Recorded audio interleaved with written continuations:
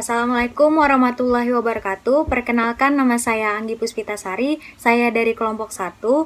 Dari hasil pembagian tugas kelompok, saya mendapatkan tugas putusan pada bulan Mei 2019 sampai Oktober 2019.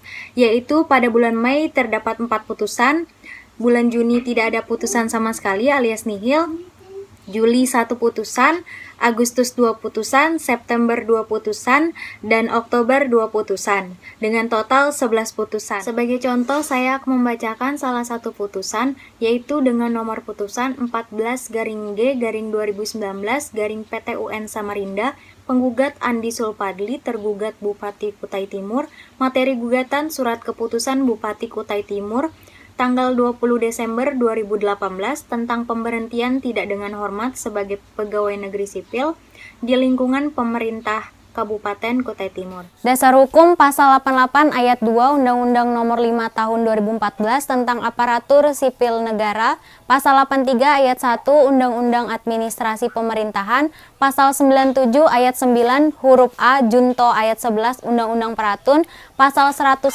junto pasal 112 Undang-Undang Nomor 5 Tahun 1986. Putusan hakim mengabulkan gugatan penggugat untuk seluruhnya, menyatakan batal surat keputusan Bupati tanggal 20 Desember 2018 tentang pemberhentian tidak dengan hormat sebagai pegawai negeri sipil di lingkungan pemerintah Kabupaten Kutai Timur, memerintahkan kepada tergugat untuk mencabut surat keputusan, memerintahkan kepada tergugat dengan kewajiban untuk merehabilitasi hak-hak dan kedudukan penggugat sebagai pegawai negeri sipil seperti keadaan semula, menghukum tergugat untuk membayar biaya perkara yang timbul dalam sengketa ini sejumlah Rp516.000. Keterangan kategori bidang, kepegawaian, hubungan hukum administrasi negara dengan hukum perdata.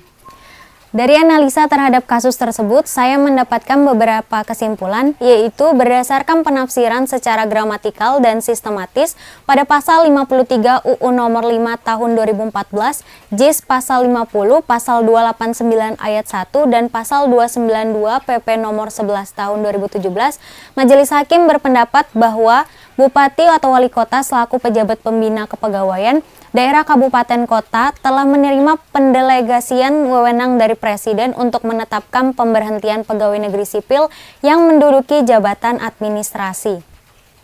Sementara bukti yang diberikan oleh penggugat dan tergugat diperoleh fakta hukum bahwa saat itu jabatan terakhir penggugat adalah pengelola program kegiatan UPT Sarana dan Prasarana Olahraga Pemerintahan Kabupaten Kutai Timur yang apabila dihubungkan dengan pasal 50 PP Nomor 11 Tahun 2017, maka jabatan tersebut adalah jabatan pelaksana yang merupakan jabatan administrasi.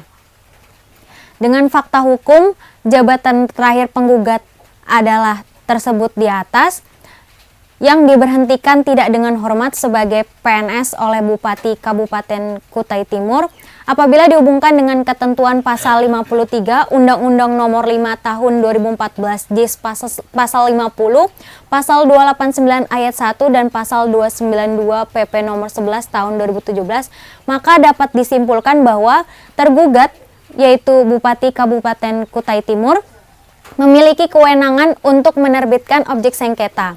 Oleh karenanya, penerbitan objek sengketa oleh tergugat dari aspek kewenangannya telah sesuai dengan ketentuan peraturan perundang-undangan yang berlaku, yaitu ketentuan Undang-Undang Nomor 5 Tahun 2014, Junto PP Nomor 11 Tahun 2017, serta tidak melanggar asas menyalahgunakan wewenang.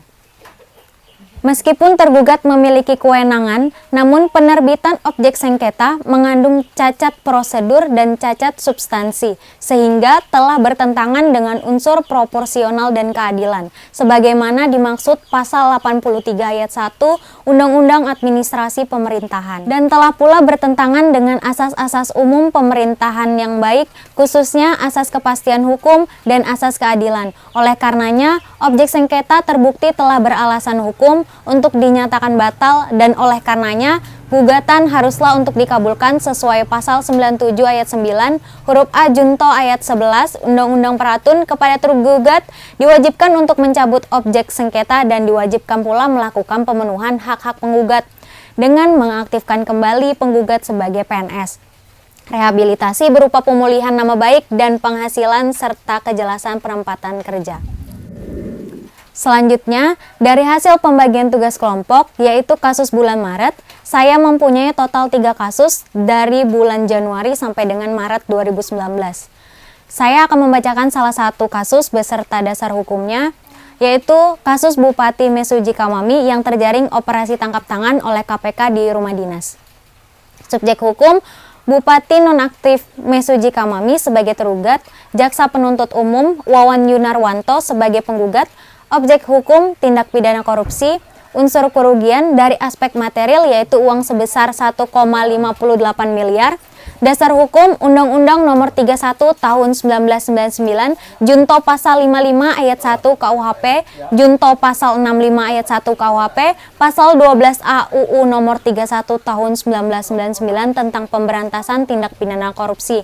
Keterangan bidang hukum administrasi negara dengan hukum pidana. Sekian video presentasi dari saya, kurang lebihnya mohon dimaafkan. Wassalamualaikum warahmatullahi wabarakatuh.